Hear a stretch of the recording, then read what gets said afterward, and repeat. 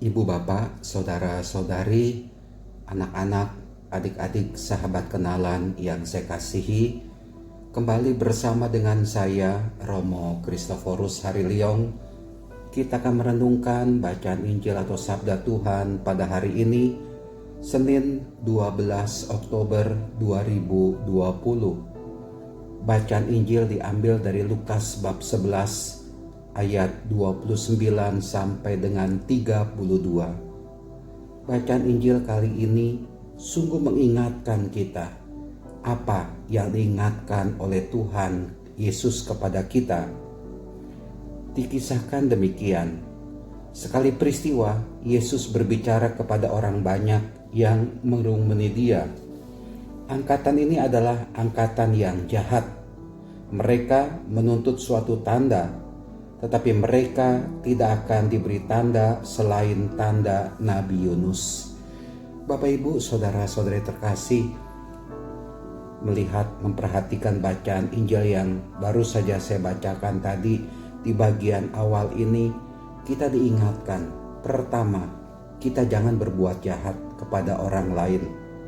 Kedua, kalau kita berbuat jahat, kalimat Tuhan Yesus itu, mereka tidak akan diberi tanda selain tanda Nabi Yunus.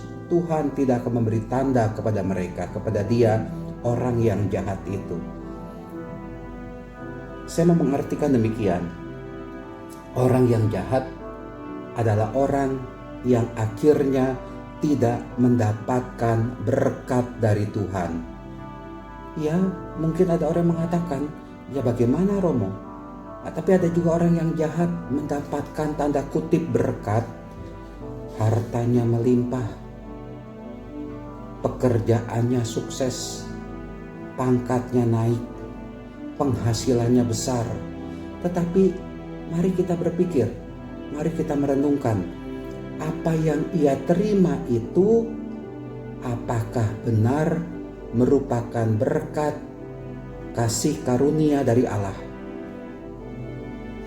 Kita bisa bertanya, kenapa? Kalau orang yang jahat, tentu saja Tuhan tidak berkenan kepada dia. Tuhan Yesus sudah mengatakan, mereka tidak akan diberi tanda, tidak akan diberi suatu tanda oleh Tuhan. Karena apa? Karena mereka itu terlibat, terus-menerus berada dalam kejahatan, terus-menerus dalam dosa. Akhirnya mereka itu tertutup matanya, tertutup hatinya, tertutup dirinya, untuk mendapatkan atau mengalami rahmat dari Tuhan. Rahmat dari Tuhan itu mau datang kepada dia, tetapi dia sudah menutup dirinya dengan kejahatan, menutup dirinya itu dengan dosa. Rahmat dari Tuhan itu tidak melulu loh Bapak Ibu. Kesuksesan, kekayaan, keberhasilan, kedudukan, pangkat, gaji yang tinggi, posisi yang tinggi, belum tentu.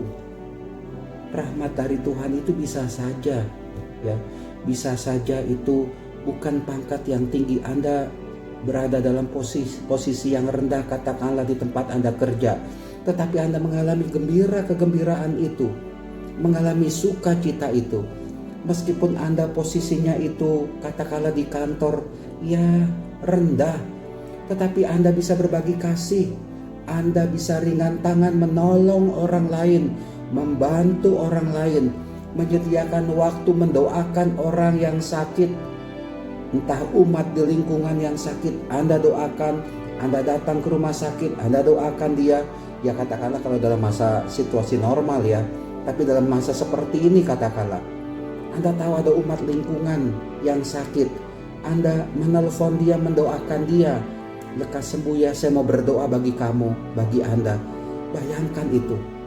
Meskipun Anda tidak mempunyai kedudukan yang tinggi, kedudukan itu di dalam kantor tempat kerja Anda itu tidak diperhatikan oleh orang lain, dianggap rendah oleh orang lain.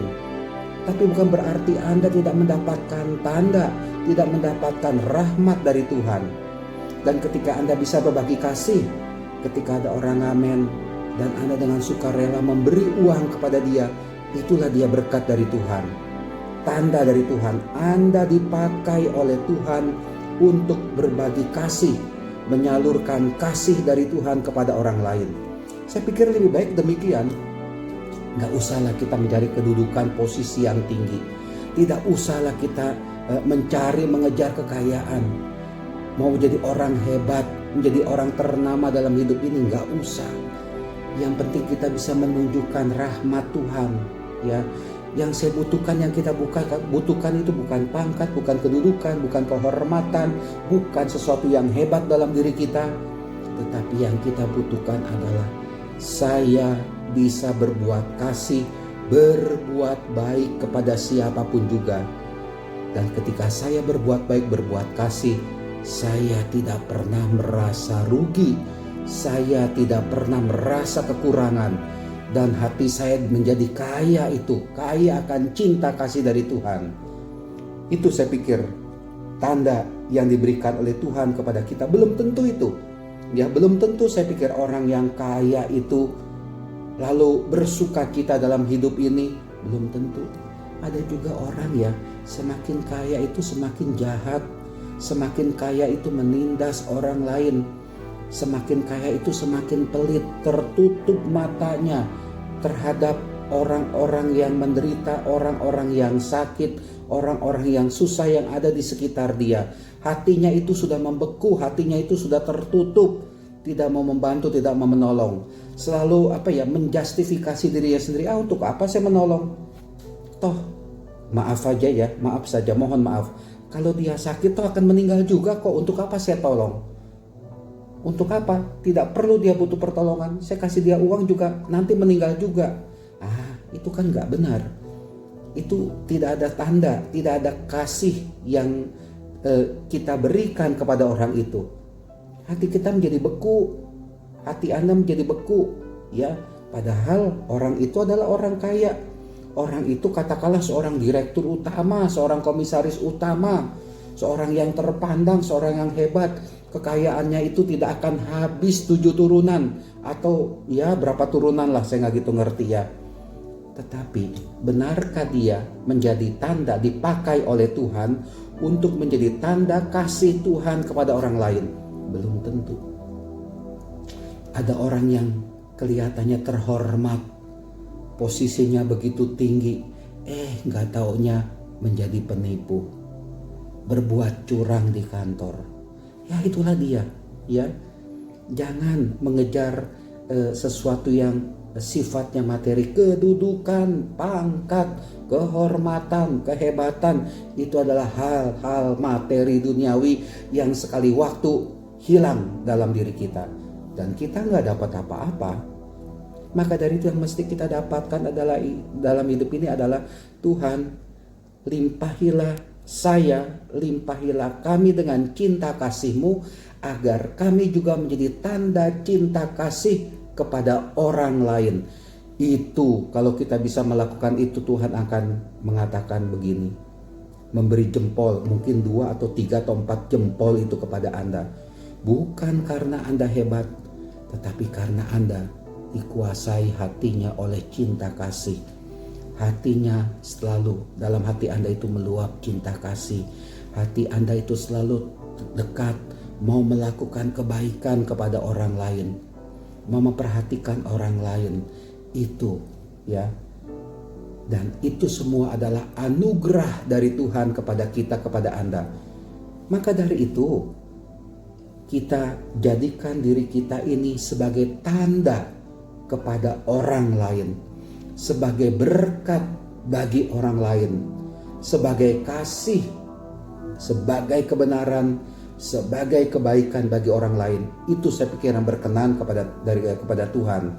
Maka dari itu Bapak Ibu, saudara-saudari terkasih, kita gak usahlah memikirkan, wah kalau saya kaya baru saya bisa memberi, saya bisa berbagi. Kalau saya punya kedudukan baru saya bisa menolong orang. Gak usah. Bagaimanapun juga situasi kita, jadilah berkat. Ya, menjadi tanda itu berarti menjadi berkat bagi orang lain.